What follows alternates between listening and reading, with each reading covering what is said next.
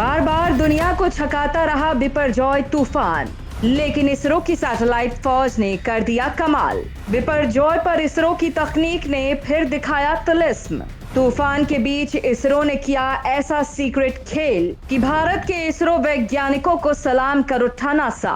दोस्तों, 6 जून को अरब सागर में उठा तूफान बिपरजॉय पहले पाकिस्तान के कराची की ओर जा रहा था, फिर अचानक इसने रुख बदला और ये गुजरात की तरफ बढ़ गया। लेकिन फिर इसने अचानक से रुख बदला और इसने गुजरात और राजस्थान के साथ ही पाकिस्तान में तबाही मचानी शुरू कर दी। लेकिन इस दौरान दोस्तों, इसरो के वैज्ञानिकों की टीम ने पल पल कुछ ऐसा किया कि अब नासा के वैज्ञानिक भी सलाम ठोक रहे हैं। तो आखिर दोस्तों, ये पूरा का पूरा खेल क्या है वो आपको बताते हैं। दरअसल दोस्तों, आप चक्रवाती तूफान बिपरजॉय की आक्रामकता देख ही रहे होंगे। बिपरजॉय ने गुजरात में बड़ा बवंडर मचा दिया है और अब ये तूफान राजस्थान की तरफ बढ़ चला है। गुजरात में तूफान की वजह से कच्छ, सौराष्ट्र और गुजरात के तटीय इलाकों में 130 से 140 किलोमीटर प्रति घंटे की रफ्तार से तेज हवाएं और बारिश हुई।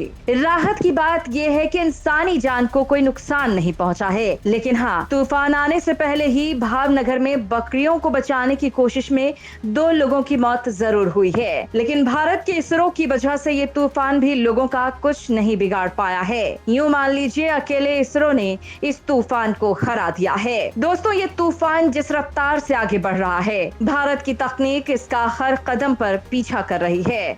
और दोस्तों, यही बात आपके लिए भी काम की है कि आखिर इसरो के पास वो कौन सी तकनीक है जिसके चलते लोगों को एग्जैक्ट डेटा मिल पा रहा है, जिसके चलते नुकसान नहीं हो पाया है। अगर ऐसा हो पाया है तो इसका श्रेय इसरो को ही जाता है। ऐसे में दोस्तों, आपको बताते हैं कि इसरो ने आखिर किस तरह से इस तूफान को आसानी से हरा दिया है और किस तरह से नासा भी इसरो की तकनीक का लोहा मान बैठी है। दोस्तों, चक्रवाती तूफान बिपरजॉय अब गुजरात के बाद राजस्थान की ओर बढ़ना शुरू हो चुका है। तूफान की वजह से कच्छ, सौराष्ट्र और गुजरात के तटीय इलाकों में 130-140 किलोमीटर प्रति घंटे की रफ्तार से तेज हवाएं और बारिश हुई। हालांकि अब बिपरजॉय कमजोर हो चुका है। तूफान ने कच्छ और सौराष्ट्र में काफी तबाही मचाई है। हालांकि राहत की बात यह है कि इंसानी जान को कोई नुकसान नहीं पहुंचा है। हाँ, तूफान आने से पहले ही भावनगर में बकरियों को बचाने की कोशिश में 2 लोगों की मौत जरूर हुई है। तूफान की वजह से तमाम जगहों पर कई पेड़ गिर गए हैं, 23 लोग जख्मी हुए हैं और कुछ जगहों पर कुछ मवेशियों की मौत हुई है। बिजली के खंभे गिरने से 45 गांव अंधेरे में डूब गए। लेकिन इसरो के दम पर भारत ने न केवल लाखों लोगों की जान बचाई, बल्कि लाखों करोड़ के नुकसान को भी रोक दिया। दोस्तों, बिपरजॉय बंगाली भाषा का शब्द है जिसका मतलब है आपदा। इतने खतरनाक तूफान के बाद भी अगर बेशकीमती जिंदगियों को नुकसान नहीं पहुंचा है तो इसके लिए केंद्र, राज्य और आपदा राहत से जुड़ी एजेंसियों का बेहतरीन तालमेल से काम करना है।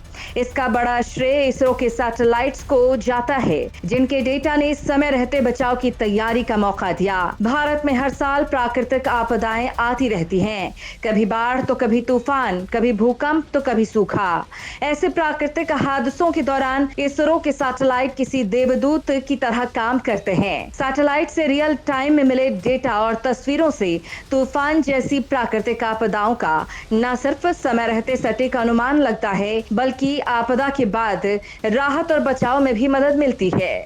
इसरो के सैटेलाइट्स की मदद से बिपरजॉय के बारे में सटीक अनुमान लगाया जा सका और समय रहते 1 लाख से ज्यादा लोगों को सुरक्षित स्थानों पर पहुंचाया गया। तूफान कितने खतरनाक स्तर का है, इसका सही अंदाजा लगने के बाद उससे निपटने के लिए भी युद्ध स्तर पर तैयारी की गई थी। एनडीआरएफ और एसडीआरएफ की 33 से ज्यादा टीमें तैनात की गयी। 631 मेडिकल टीमों को तैयार रखा गया। 302 एम्बुलेंस तूफान के वक्त लोगों की मदद के लिए तैनात किए गए। 8 तटीय जिलों में 3851 क्रिटिकल केयर बेड स्थापित किए गए। 1148 गर्भवती महिलाओं को रेस्क्यू किया गया और 680 महिलाओं की सेफ डिलीवरी कराई गई। दोस्तों, आपको ये भी बता दें कि भारत में 1970 से 2019 के बीच 117 चक्रवाती तूफान आए, जिसमें 40,000 से ज्यादा लोगों की मौत हुई। 1970 में में तो पड़ोसी बांग्लादेश में आए तूफान भोला ने 3 लाख जिंदगियां छीन ली थी। 1999 में ओडिशा में आए चक्रवात में 9,658 लोगों की मौत हुई थी। तो वहीं दोस्तों, आज से 1-2 दशक पहले तक तूफान बहुत तबाही मचाते थे, सैकड़ों हजारों लोगों की मौत होती थी। लेकिन अब एडवांस्ड सैटेलाइट की वजह से जिंदगियां बचाने में मदद मिली है। जैसे जैसे इसरो के सैटेलाइट अत्याधुनिक तकनीकों से लैस होते गए, तूफान समेत तमाम मौसमी परिस्थितियों का सटीक पूर्वानुमान आसान हो गया। इससे जिंदगियों को बचाने में मदद मिली। 1999 में ओडिशा में आए चक्रवात में 9,658 लोगों की मौत हुई थी। लेकिन उसके बाद भारत में कई तूफान आए, लेकिन जिंदगियों को उतना ज्यादा नुकसान नहीं पहुंचा, जिसका श्रेय बेशक इसरो के सैटेलाइट्स को ही जाता है। प्राकृतिक आपदाओं से निपटने के लिए इसरो बाकायदे डिजास्टर मैनेजमेंट सपोर्ट यानी DMS प्रोग्राम चलाता है। इसमें अंतरिक्ष से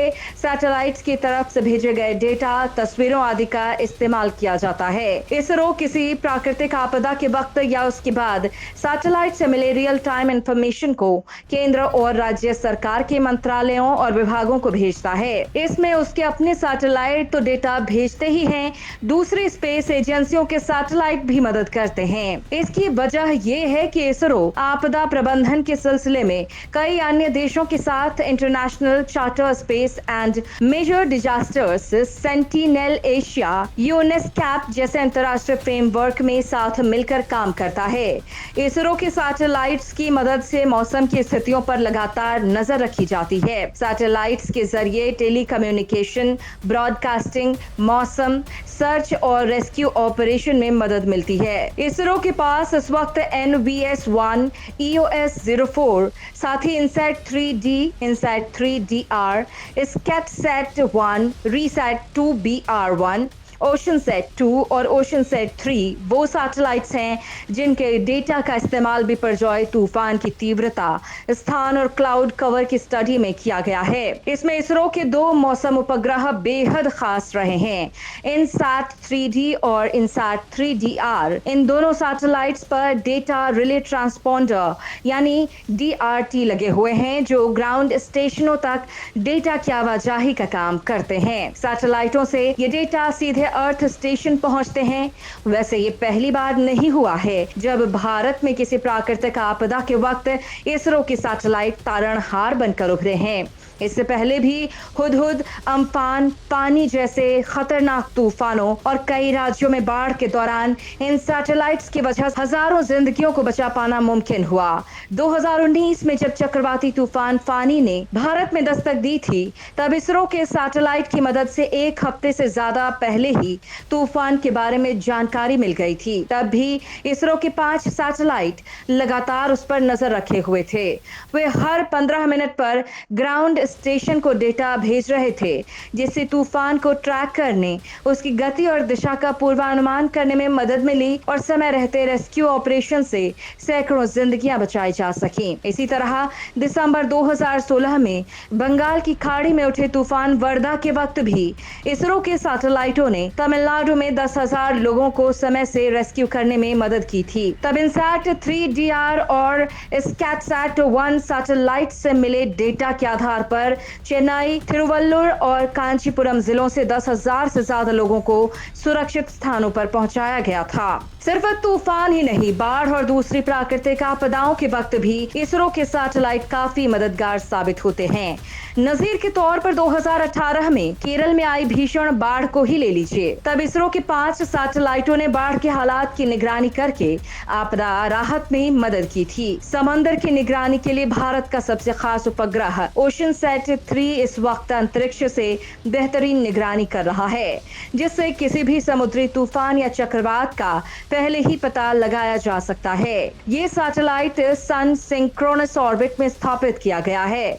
इसमें कलर मॉनिटर, स्कैटरोमीटर और सी सरफेस टेम्परेचर मॉनिटर लगे हैं, जो समुद्री इलाकों में क्लोरोफिल, फाइटोप्लैंक्टन, एरोसोल और प्रदूषण की जांच भी करते हैं। ओशनसैट 3 सैटेलाइट ने हाल ही में अपने ओशन कलर मॉनिटर कैमरे से दुनिया के समुद्र का नक्शा बनाया था।